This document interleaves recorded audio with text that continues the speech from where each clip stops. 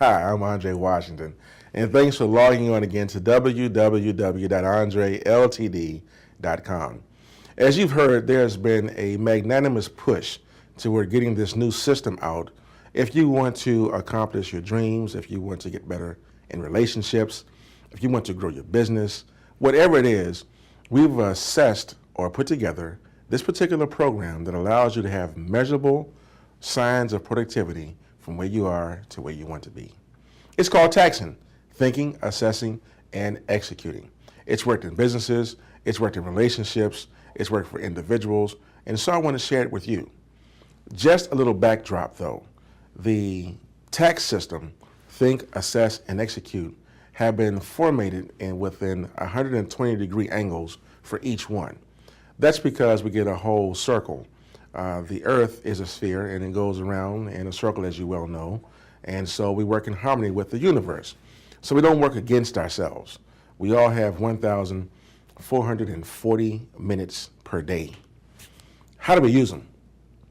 Because some of us seem to have more, get more enjoyment, do more things than others, but we all have the same amount of time. Note, it's been said that in your graduating class, only 1 out of 100 people in your graduating class from high school will ever become self-made millionaires. 2 of them will only be able to take care of themselves without borrowing money from Social Security and or relatives or other means. And all the rest of them either be dead or depending upon something else. So the question is, what position do you want to be in? What position do I want to be in? What position do we all want to be in when it comes time for us to enjoy the best parts of our life? Well, it doesn't happen by osmosis. We have to put things in place that allow us to get to certain points. So out of Think, Assess, and Execute, I want to just talk today about the thinking part, what it means to think. The word in Webster's dictionary says to invent or to create. Now, when you think about creation, what comes to mind is usually human life and some of the joys that are embarked upon when you go about the creating process. Well, our thoughts also are creative. They come from somewhere and we have a decision to make.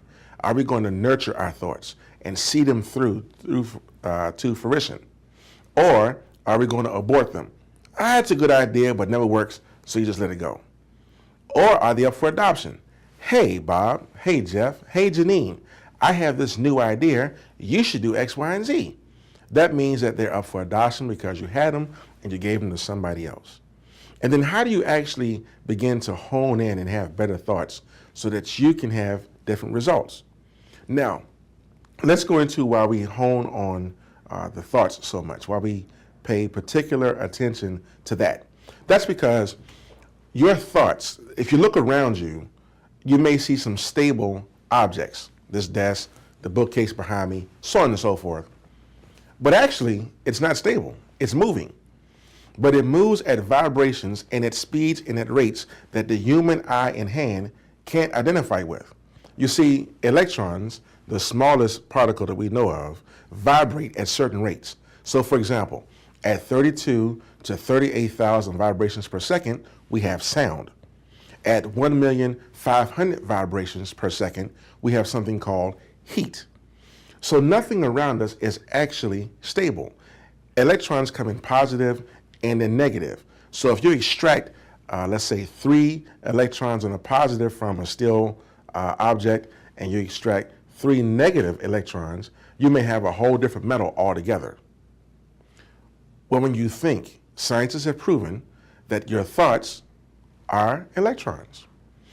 They leave and connect to like things that they vibrate at the same rotation. So if you think to yourself, I'll never have enough money, I'll never get a good job, if only I could, if things were changed, if I had a better situation in life, if I had a silver spoon I was born with, then your thoughts will connect with situations that leave you in that same rut.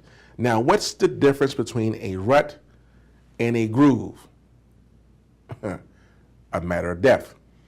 So if you're in a rut, it's a little deeper than a groove. It's hard to get out of, but you can. You see, your thought processes come from who taught you, who you hang around, where you live, what you read, what you listen to, and your association. So you can write down the different things right now that impact your thinking process. And then it was also interesting is most of us have cell phones. So when you get on the cell phone and you call someone else, there is a dial tone and then a connection. Now we don't see these waves leaving the small apparatus as it goes to the other cell phone. We just know the end result is we have someone we can communicate with. Well now, your thoughts, when linked with an emotion, gives you a dial tone. When the emotion becomes your reality, it then sends the message out to the like apparatus to make it possible. Let's repeat that again. So I have a thought, and then my thought, I go, yes. Then I have an emotion attached to it. When my emotion buys into it, then it becomes my reality. When it becomes my reality, that's the connection between the two that give me the outcome in life. I.e., this is why it's so important to take care of our thoughts. If you assess where you are, you want to look at the things that you believe right now, because our reality becomes our way of life. For example, I believe that it is true that to some people in this particular market, we are in a recession. I also believe for me and my friends and family, we are in a very opportunistic situation because see, the money never left the earth. So if you have a certain amount of money, for example, we have $19 trillion in circulation in this country per day. That's 19 trillion in circulation per day. Well, the money hasn't left the earth. It's still here. We just have to be a little more sapient on how we go about attracting the money to us. So do you want to run after the money, or do you want to have the money come and call you? If that's the case, then we begin to put in place some innovations. Now, innovations are different than inventions. It just means we get smarter at it or we repurpose it because there's nothing new under the sun. For example, you may go to a name brand store today and get an extravagant pair of shoes. I mean a nice pair of shoes. Well, there's nothing new. You see, it's just an old cow got repurposed. You may have a brand new house today. Nothing new. It's just old wood, old materials repurposed.